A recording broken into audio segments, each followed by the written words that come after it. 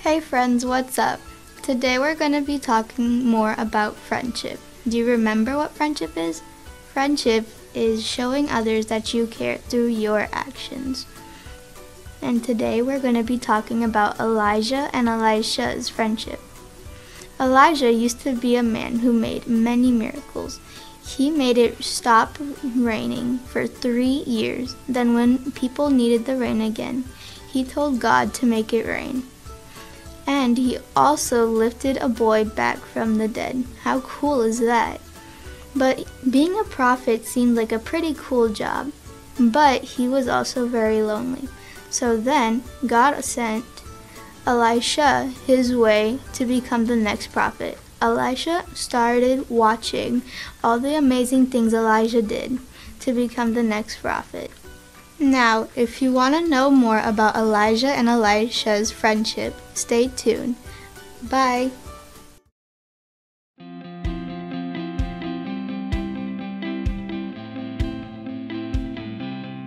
Come on, Haley, you've got this. Yes! You ever notice with games like this, there's never really a winner.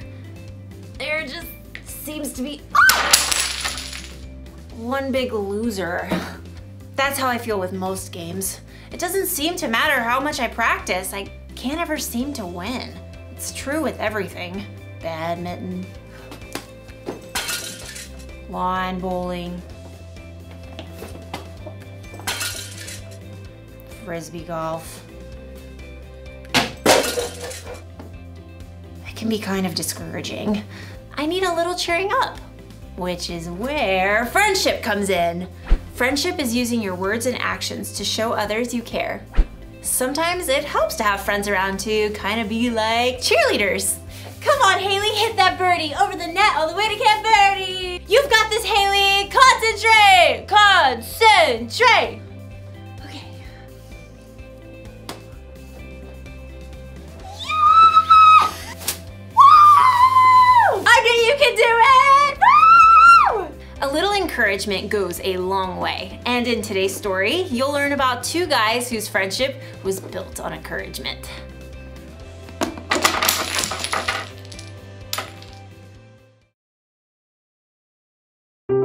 The Bible. It's 66 books of history, stories, letters, and poetry that fit together to form God's one big story.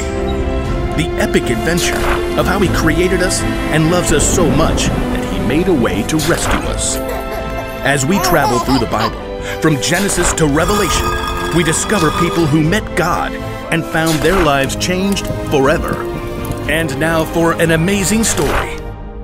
Inspired by the book of 1 Kings, chapter 19. For many years, God's people were ruled by kings who refused to listen to God. So God sent prophets to speak His words. One was a man named Elijah. I serve the Lord. Elijah did amazing things through God's power, like calling for rain after 3 years of drought and bringing a dead boy back to life. But being a prophet was a lonely, difficult life. After the evil queen Jezebel threatened his life, Elijah fled to Mount Horeb. God, I've been committed to you, but the people have turned their backs on me. I am the only prophet left. God already had an answer to Elijah's pleas. A friend. Go back the way you came. Anoint Elisha from Abel-Meholah as the next prophet after you. So Elijah tightened his belt and set out along the road. When he finally reached the town, he noticed several young men plowing with a dozen pair of oxen. And in the very last field, he noticed one of the young men struggling to keep his oxen in line. Get up there, Ham. Move along, Burger. God, is that Elisha? He's just a small town kid. What does he have? Does he have what it takes to be a prophet? But God had chosen Elisha, so Elijah tramped through the muddy field to greet the young man. Elisha! Elisha blinked in surprise when he saw the prophet. Whoa, Burger. Elijah marched right up to Elisha and threw his very own cloak over the young man's shoulders. It was a sign that God had chosen Elisha to be Elijah's assistant. Me? You're choosing me? Elijah turned and walked away. Elisha dropped the reins and ran after. Wait, just let me say goodbye to my family. Then I'll come with you. Go right ahead. I'm not making you do anything. Yes, sir. Right then and there, Elisha broke apart his plow and used the wooden pieces to start a fire. He cooked a meal and called all his family and friends over to share it with him. I'm leaving to travel with Elijah. Goodbye, everyone. Then Elisha set out on the road beside Elijah. I don't really know how to be a prophet, or even a prophet's assistant. That's okay. You'll learn.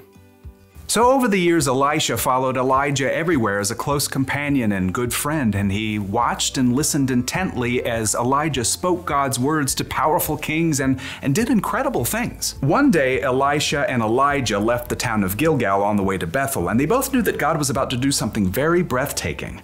God was going to take Elijah up to heaven. Stay here, Elisha. The Lord has sent me to Bethel. Elisha wasn't about to leave his friend to go it alone. As sure as the Lord and you are alive, I won't leave you. At Bethel, the same thing happened. Stay here, Elisha. The Lord has sent me to Jericho. As sure as the Lord and you are alive, I won't leave you. It happened once again in Jericho. Stay here, Elisha. The Lord has sent me to the Jordan River. As sure as the Lord and you are alive, I won't leave you. You do realize you're repeating yourself. Together, Elisha and Elijah reached the banks of the Jordan River. The waters flowed dark and deep. Elijah removed his coat and rolled it up. And then he struck the river. Immediately, the waters parted to the right and left. Elisha and Elijah walked across the river on dry ground. They reached the opposite bank. Tell me, what can I do for you before I'm taken away? Elisha didn't want to lose his friend and mentor, Elijah, but he'd learned many things in the last few years. Please, give me a double share of the Spirit God has given you. Only the Lord can do that. But if you see me when I'm taken away, that means you will receive what you've asked for. Elisha nodded, and the two men walked on in silence. Suddenly, a wild wind whipped up, and a chariot and horses appeared, blazing with fire. Elijah. The flaming chariot flew down right between the two men. It caught up Elijah and carried him up to heaven, driven by a strong wind. Elijah, you are like a father to me. Elisha stared into the sky until the last breath of wind and the final hint of flame were gone. Then in great sorrow, he tore his own clothes. My best friend is gone. Glancing down at the ground, he saw Elijah's coat. Carefully, he picked it up. I wonder. Elisha hurried back to the bank of the Jordan River. Again, the water flowed hard and fast. On the opposite bank, a group of prophets from Jericho watched. Look, there's Elisha. But where's Elijah? Across the river, Elisha twisted up Elijah's coat. He called out in a loud voice, Where is the power of the Lord? Where is the power of the God of Elijah? Then Elisha struck the water just as Elijah had done. And just like what happened before, the waters parted to the right and left. The prophets from Jericho stared in amazement as Elisha crossed the river on dry land. The Spirit God gave to Elijah has been given to Elisha. It was true. Elisha had been faithful to follow and learn from Elijah for many years, and now God's Spirit was with Elisha just as it had been with his friend.